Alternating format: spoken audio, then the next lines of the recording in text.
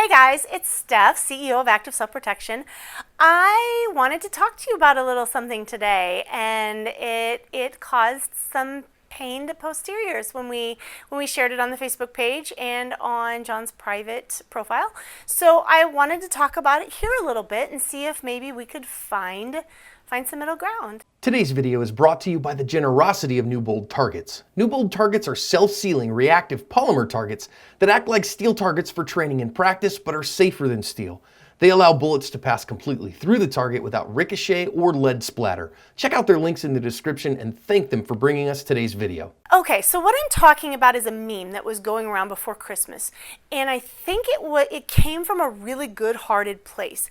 The gist of the meme was that as male self-defenders, that we have a responsibility to the rest of the world, and that women are very busy during the month of December doing all of the present shopping, the meal shopping and preparation. They've got little kids underfoot everywhere. Therefore, if you are a self-defender and you are watching the world, you can help them. And it went a little bit farther than that, and just saying it's okay to protect and defend third parties that need it, into what they called hashtag Operation Overwatch. So they had a little operation, or they were trying to make it into a little operation, where you were sort of this sentry that watched over women as they walked from to and fro, gave the impression that it was as they were leaving the malls and the shopping centers with their burdens and their children, that your post was to watch them get safely to their car and away. And man, some guys picked up on it right away and realized that's really creepy. As a woman, it came across a whole lot of ways, but creepy was really one of them. And I kind of want to explain why. Not because I think that the guys that were sharing it were jerks. I don't. I think, like I said, that their heart was really in that I have a skill set. I have some muscle mass, some strength over on the women around me. I realize that very often women are the ones traveling with children or making checklists in their head, and so therefore I would like to help them out if the need arose. And I think that's fantastic. Looking out for your neighbor, your fellow man or woman, as the case may be, is admirable, and I support that. What I struggled with was where it sort of burbled over into threeper, sheepdog, military operation Overwatch tendencies. That's where it gets to be a little problematic, because and not just because it's really cringy, but because as a self-defending woman, as a woman that can defend myself, as I'm walking from the mall to my car to leave, one of the things I am looking for is people paying inappropriate attention to me. Shoppers should be busy doing their own things. So we may glance at each other, nod, hello, whatever. Anything beyond that is going to be inappropriate social attention. That doesn't mean that it's wrong or you're evil for continuing to watch someone as they walk. It means that's not the norm socially. So therefore inappropriate. It's not what would normally happen in the situation. Passing a guy as I'm leaving a store and he's going into a store, and nod, hello, how's it going, Merry Christmas, all of those appropriate. No issues there at all. Having him then sort of stop by the door and watch me as I walk out to my car, inappropriate attention. It's a lot. And that's what I'm looking for. That's the cue that something's wrong, something out of the ordinary, a problem. Now, that doesn't mean something necessarily is wrong, and in this case, it wouldn't. They were trying to make sure that I made it safely to my car. However, it's a cue that something's wrong. So now I'm cued in and focusing on this guy and potentially missing other threats. Beyond that, it has some logistical challenges, I think. If you feel like you're helping me and you're trying to keep me from getting mugged or human trafficked or whatever it is that you think that you're doing, if you're watching from far enough away that I'm not creeped out by it, you're not going to be super helpful. The average self-defense counter, again, we're talking in averages, they're not always going to be like that, is 3 to 5 seconds. So if I'm by my car and you're by the door and you're far enough away because you recognize that maybe I wouldn't want you following me at 5 paces and making, so you're like, yeah, that's too much, I'm going to stay back. The odds of you being super helpful are very low. Not zero, but super low. And I think that's important to realize that at that point you are wasting time. You're making people feel uncomfortable. You're making me focus on you. If you're close enough and paying enough attention that I see that. If you're not close enough or not paying enough attention that I see it, then you're not really able to help me either. And you'd be better off just going throughout your day. That said, the heart of the meme, that if as you're going throughout your day, you see someone else paying inappropriate attention to me, someone maybe setting up behind my car or, changing trajectory to cut me off or whatever, and you feel like you're in a position where you can watch that and intervene and help, I've got no issue with that. That's not a terrible thing at all. You're just going throughout your life and recognizing problems that maybe the other person doesn't recognize and see. If you see something someone else doesn't see, then that's fine. That's helpful. The bigger problem about the whole thing and what prompted this particular video was after watching the post in every platform that we posted it, which I think was just the Facebook page and on John's private profile, all of the women said it was creepy and they didn't want it. Everyone except one, and even that one said it was creepy, but that she understood why they did it. So, okay, and a lot of men say, yeah, boy, I didn't really even think about that. I didn't realize it was making women uncomfortable. I didn't realize it was making women feel creeped out. Several of them, though, continued to double down, and they doubled down for a lot of reasons. One of the bigger ones was they just really felt like they knew better than what the women did, than what the women knew. And so therefore, it didn't matter if she was uncomfortable or creeped out. By golly, what he was doing was a better moral good, and his want on that situation definitely trumped her comfort or what she wanted for the situation. I find that hugely problematic, guys.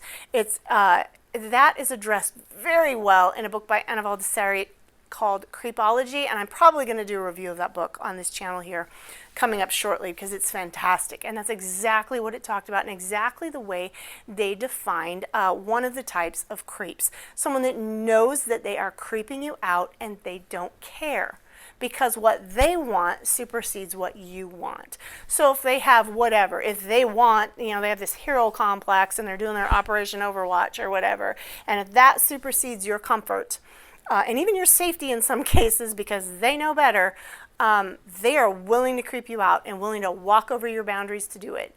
And that is hugely problematic to me. There were several shining examples in the comments of people that said exactly that. They didn't care if it creeped the woman out. It was for her own good. If she wasn't smart enough to know what was for her own good, then he was going to go ahead and provide for her own good. And that starts to not just be, a nice guy looking out for other people. That starts to be somebody with this, sort of strange sheepdog hero complex that wants to intervene in other people.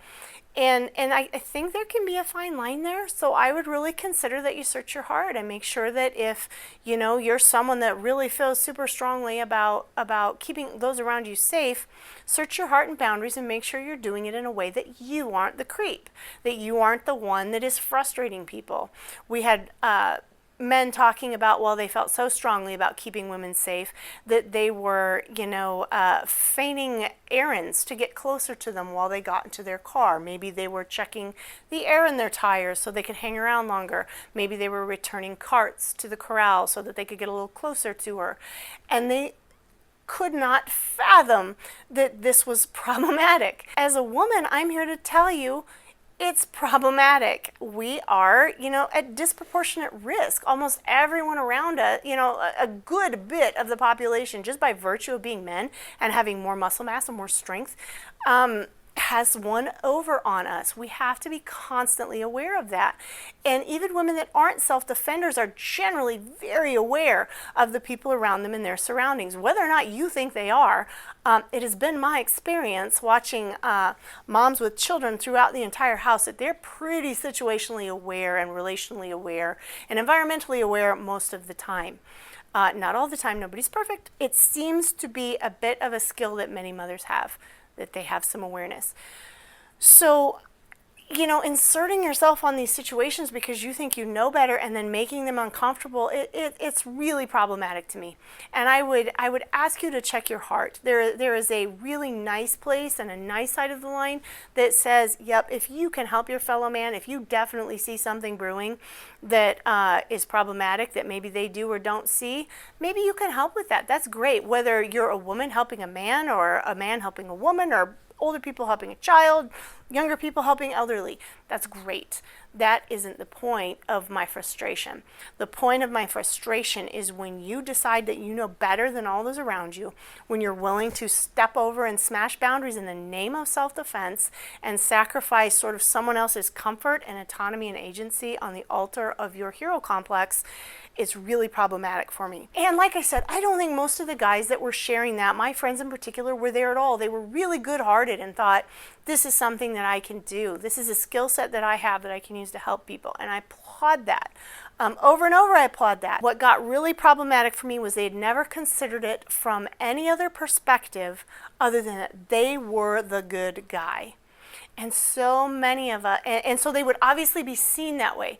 And so many of us never get out of that mindset because we're always treated as the good guy. I am at a place in my life, and have been for most of my life, frankly, where I'm always treated like the good guy. When I get pulled over, I'm not nervous. It doesn't bother me at all. Even when I have a gun, it doesn't bother me at all. I'm often asked to step out of my car, and because I have my special needs son with me, very often I will say, officer, I can't step out of my car. I can't leave my son alone. He needs supervision, whatever. And we were able to negotiate all these difficult things, and I almost never even get a ticket. I'm not pulled over that often, to be frank and to be real. But the handful of times that I have been, I was never even concerned about it, because I am the good guy, and I assumed that I would be seen and treated that way. And I always was, save one time. And that one time had a really big impression on me and made me realize something as a self-defender. So I'm going to share that with you. I was a young mother at that time. I had 2 little ones, and we had this like old Oldsmobile car, and it sat really low and it had tinted windows, but it was super reliable and it was super cheap, and we were young and had kids and we were poor. So the fact that it was cheap and reliable, it was more important to us than the appearances and what it looked like. And what it looked like, unfortunately, this night was a car that had been accused of dealing drugs in the area. So I'm driving it. Already I am the guy they're looking for. And to make matters worse, I'm picking my brother up, who was still in high school, at the high school there. And as I got to the school, I did not see him anywhere out front. So I continued. I didn't want to stop because my babies were asleep. So I wanted to continue to drive and circle around, and they stay asleep. Therefore, I don't have kids screaming for 15 or 20 minutes while we're waiting for my uncle or their uncle to come out. So that is what I did. I continued to slowly cruise around this parking lot in this car that we jokingly referred to as the Pimpmobile. And yes, folks, I was the guy they were looking for. So they pulled me over, but it still had not dawned on me that I was the guy they were looking for. I was still the good guy. I am the young mom. I have babies in the back seat. Who would ever think that I was a drug dealer? And there's my dog in the background, and we're 13 minutes into this video, so we're going to keep going. So maybe we'll cut that out. I don't know. So for that moment, I thought I was the person they were looking for. And still, this was news to me. I still assumed that I was not the person that they were looking for, and that I was going to be treated the way I was every other time I had an interaction with authority. I was a young mother. I had my babies with me. Who would mess around with and deal drugs while you have babies asleep in the back seat?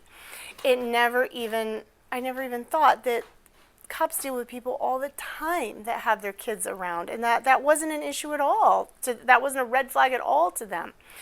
So they pulled me over for something, just clearly to stop me because I was the car they were looking for. And they were super gruff in their interactions. They were professional, but they were not kind. They were not friendly. There was no give to me. There was no benefit of the doubt. They were certain I was the bad guy, and they needed to figure it out. And I was literally dumbstruck throughout this entire conversation. I did not understand. I am the good guy. Why don't they see it? And in fact, I got home and I called my mom, who actually worked at the police station at that time, and I'm like, what the heck? And that is when she explained to me, so she actually talked to the officer later, and he explained to him the background information, that they were actually looking for a car that matched that. The fact that I was driving slowly through the high school over and over and over again, in the Pimpmobile, as I said, were huge red flags to them, and I was the guy they were looking for. And they didn't know who I was. The fact that, I was a young mother with toddlers and babies in the back seat meant nothing to them.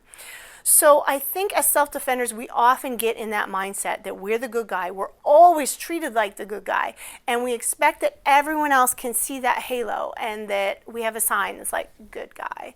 I'm following you because I'm the good guy. I am returning this cart as a ruse to get closer to you, to keep you safe, because I'm the good guy. And frankly, no one else can see your sign. So when you're doing things, even if it's from a super good place and a super good heart and you want to be helpful, but when you're doing them and with someone you don't have a relationship and they don't know you and it looks creepy, that is sending off red flags. Now, maybe they're not bold enough to deal with that. I've gotten to the point where, as a self-defender and as, at my age and maturity level, I just simply deal with that. If I find you to be creepy and encroaching upon my space, I'm going to deal with that in whatever way I deem appropriate.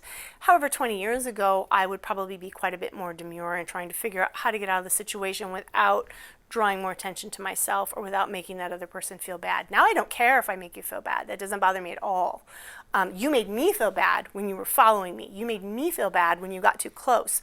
You made me feel bad when it was obvious you were just hanging around in the same area that I was in and I didn't know why. That made me feel bad and it made me feel uncomfortable. And I don't mind telling you that now. Like I said, 20 years ago, I would have felt different, and there's a lot of women that feel different right now.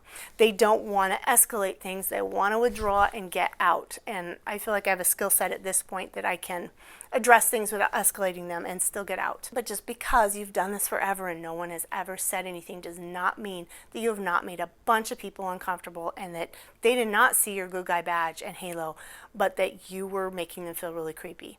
And I know for a lot of you that you're going to think, that's problematic. That's really problematic. And it is. And we all do things that are problematic. What's important now is to kind of look into your heart and maybe think about changing that. Maybe think about everybody doesn't know that you're the good guy, that your badge isn't always as shiny as you think it is. And maybe your halo is hidden under your hoodie or something. And understand that you need to be aware how others perceive you and their comfort. And if you don't, if you're the one that is sitting there right now going, for heaven's sakes, that's ridiculous. If I can save her life, who cares if it made her feel bad? That is what I'm talking about. That's the hugely problematic thing. And I would ask you to consider searching your heart and finding out what it is about other people's boundaries that cause you so much issue. And maybe just do a little consideration, do a little New Year's inventory and think that through and how you can be better about respecting other people's boundaries.